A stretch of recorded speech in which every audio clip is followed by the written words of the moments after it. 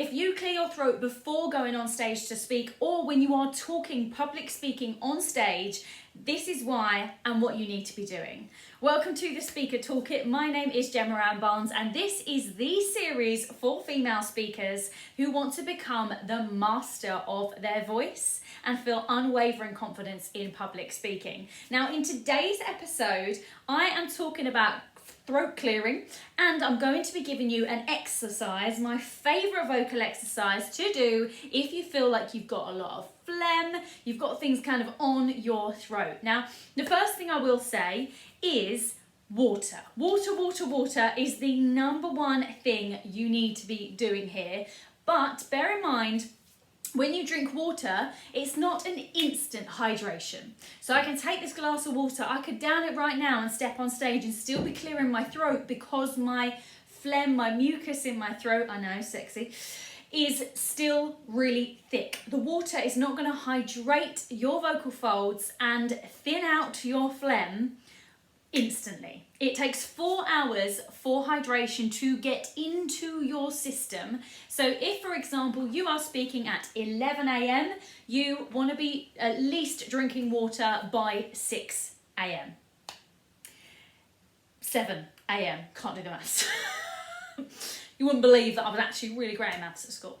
So what you want to be doing is 4 hours before you go on stage, drink water, consistently be drinking water, hydrating your system. That's going to really help to thin out the phlegm. Now the phlegm might be coming, the mucus might be coming on your throat from dehydration. It might also be coming from certain foods that you're eating. It might be coming from nerves and habitual. So let me explain before I give you this vocal exercise to try. Now, certain foods that you eat may agree with your body and not. Some people say that dairy really doesn't help. It thickens their mucus, which makes them feel like they need to clear their throat all the time.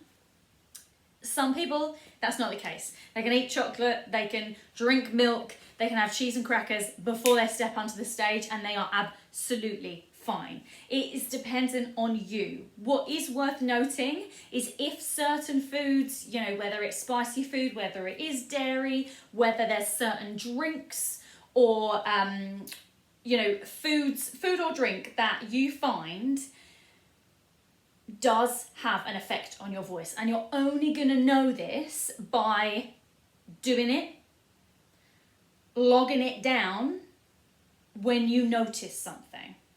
So I encourage you to go try different things, but bring awareness around it now that I've brought it to your attention. It might be something that you've never thought of before, and now you're like, oh, okay.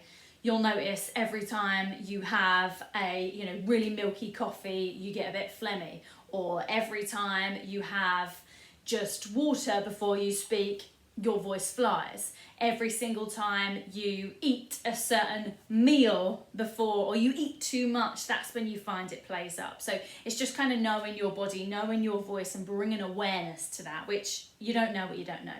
So keep a little food journal if you're wondering if it's to do with that. That will especially be the case if you find you are clearing your throat off stage and on stage.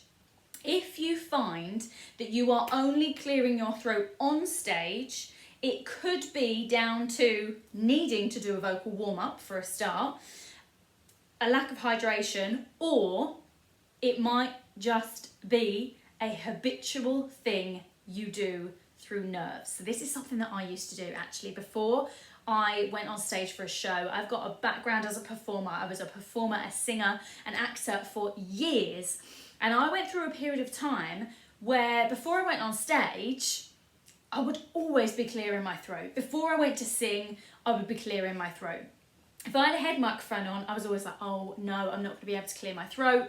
When I had a handheld microphone, I'd be really grateful for it because I could pull it down, clear my throat and carry on.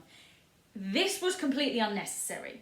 And actually, the more I cleared my throat, the more I needed to clear my throat. And this could be happening for you too, hence why I'm telling you this story.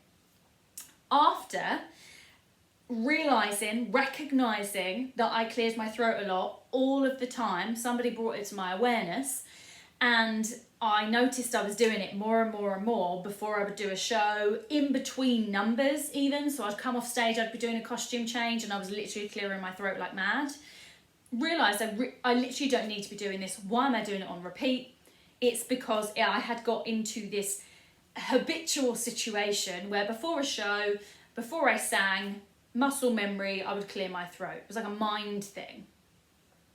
As soon as, instead of clearing my throat, every time I wanted to clear my throat, I would swallow instead. Again, it's trying to clear those pathways. It's trying to clear just that feeling of having things on your throat in the way when you speak. That it's going to make your voice go funny. For me, it was going to make me sing funny. What this did was it got me out of the habit of clearing my throat, which basically kind of jams your vocal folds together. It causes a bit of a very minor distress inside of your throat. And therefore, it then goes, oh, we need to add more mucus to protect it.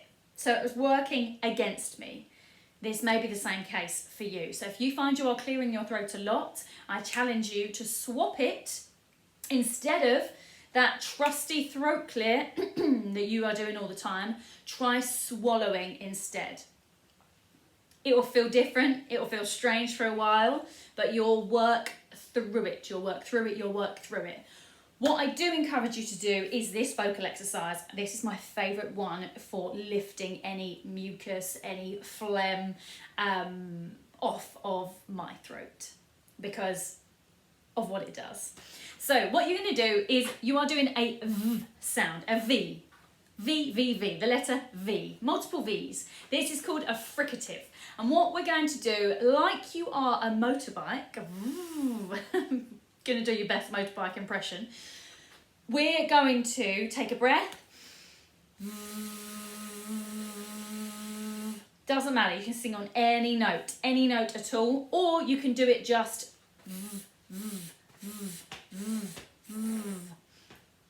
I like the feeling of it being consistent because it feels like it's vibrating, shifting things off of my vocal folds, out the way of my voice, so that my voice can move freely. So is literally what you are going to be doing. Now, you should feel a bit of engagement in your stomach here with this. You are creating resistance where your mouth is closed.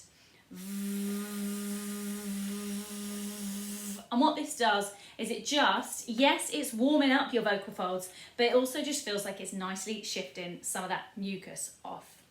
So give this a try. You can, of course, as always, you can just do this on one note. A few times, just keep moving through it. You can change. Be moving up and down. Alternatively, if you don't like the continuous movement or you can't master the continuous movement, which is fine, for now you can do